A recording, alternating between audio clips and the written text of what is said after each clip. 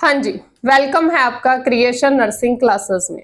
आज के इस सेशन में हम डिस्कस करेंगे एन्यूरेसिस के बारे में, यानी कि बेड वेटिंग के बारे में। एक ऐसी प्रॉब्लम जिसमें छोटे बच्चे बेड पर ही बाथरूम कर देते हैं।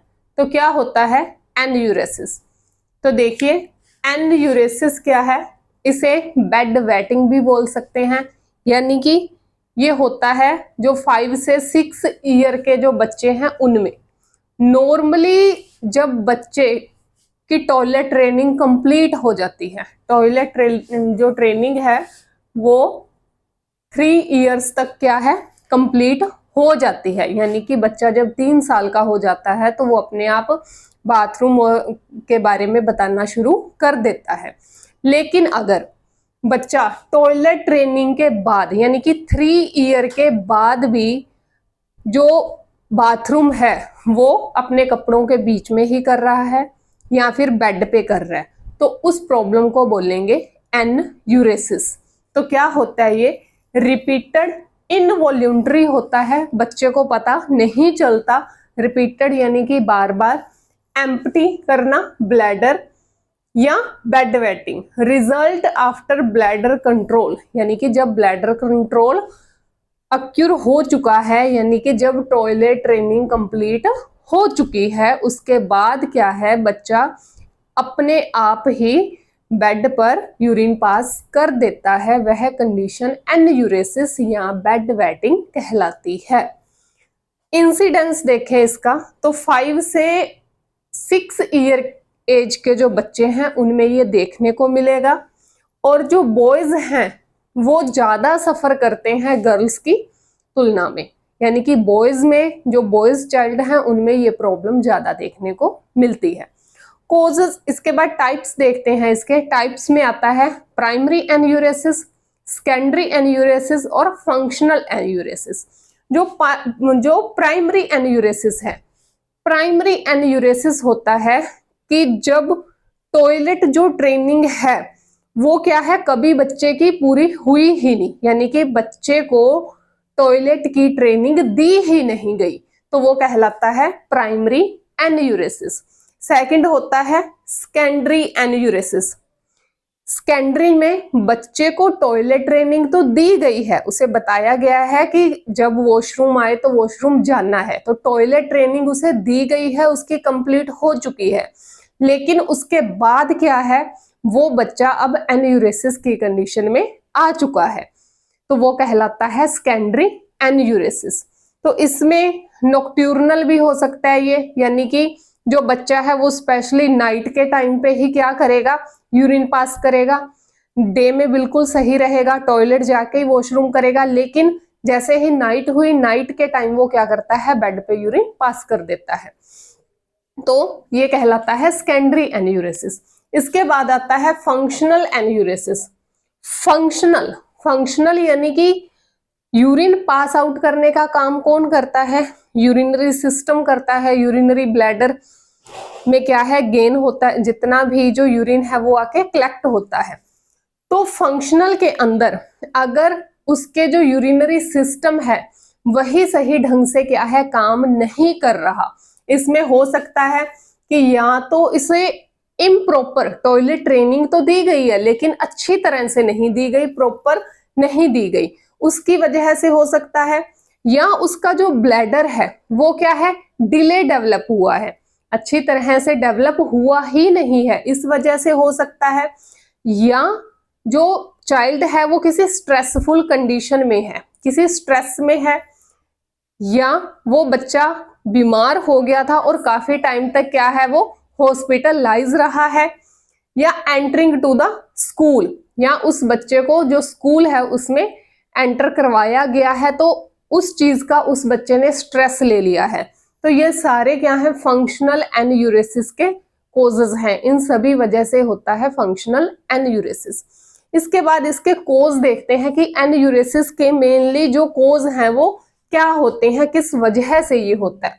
तो सेम वही कि अगर उसकी जो टॉयलेट ट्रेनिंग है वही प्रॉपर तरीके से नहीं हुई है, या उसे कोई भी न्यूरोलॉजिकल प्रॉब्लम है। अब ब्लैडर से सेंसेशंस हमारी बॉडी कैसे काम करेगी, जब नर्वस सिस्टम के थ्रू वर्क करेगी। जब ब्रेन को कोई सेंसेशन मिलेगी तभी हम कोई फंक्शन करेंगे, आगे हाथ हिला रहे हैं, ब्रेन को सेंसेशन मिलनी चाहिए। तो जो उसका नर्वस सिस्टम है, बच्चे का नर्वस सिस्टम है, उसी से रिलेटेड कोई प्रॉब्लम है, तो अगर न्यूरोलॉजिकल प्रॉब्लम आ चुकी है बच्चे में, या उसमें यूरिनरी ट्रैक इन्फेक्शन है, या एपिलेप्सी की कंडीशन है, एपिलेप्सी या डिफॉर्मिटी आ चुकी है, उसमें कोई भी जो सिस्टम है बच्चे का, जो यूरिनरी ट्रैक का सिस्टम है उसमें कोई डिफॉर्मिटी आई है, उस वजह से हो सकता है। इरिटेबल ब्लैडर है, इरिटेबल ब्लैडर मतलब बच्चे का जो ब्लैडर है वो यूरिन को कंट्रोल कर ही नहीं पा रहा, थोड़ा सा उस पर प्रेशर बनता है यूरिन का तो वैसे ही क्या है वो कंट्रोल नहीं कर पाता और यूरिन पास आउट हो जाता है। तो इरिटेबल ब्लैडर होने की वजह से इमोशनल कॉन्फ्लिक्ट्स हैं उस बच्चे के, इमोशनल यानी कि जिनसे वो इमोशनली अटैच रहता है, अपने उसके पेरेंट्स हो गए उससे, तो उनके पेरेंट्स और उस बच्चे के बीच में अगर अच्छी बॉन्डिंग नहीं है, पेरेंट्स क्या है वर्किंग है, बच्चा जो केयर टेकर्स होते हैं उनके पास रहता है, उस वजह से डिस्टर्ब रहता है। केयर टेकर्स अगर उस बच्चे का अच्छी तरह से ध्यान नहीं रखते, उसे टॉयलेट टाइम पे नहीं लेके जा रहे, तो उस वजह से, तो ये सारे इमोशनल कॉन्फ्लिक्ट्स में आ जाते हैं। या हो सकता है उसके जो पेरेंट्स हैं उनमें डाइवोर्स हो चुका है, क्योंकि 5 to 6 ईयर का जो चाइल्ड रहेगा उसे इतनी समझ आती है कि मेरे जो पेरेंट्स हैं वो एक साथ रह रहे हैं, उनमें कोई झगड़े तो नहीं हो रहे, उनका वो अलग अलग रह रहे हैं या एक साथ हैं, तो इन चीजों का मतलब 5 to 6 ईयर का बच्चा समझता है। तो इमोशनल कॉन्फ्लिक्ट्स की वजह से हो सकता है।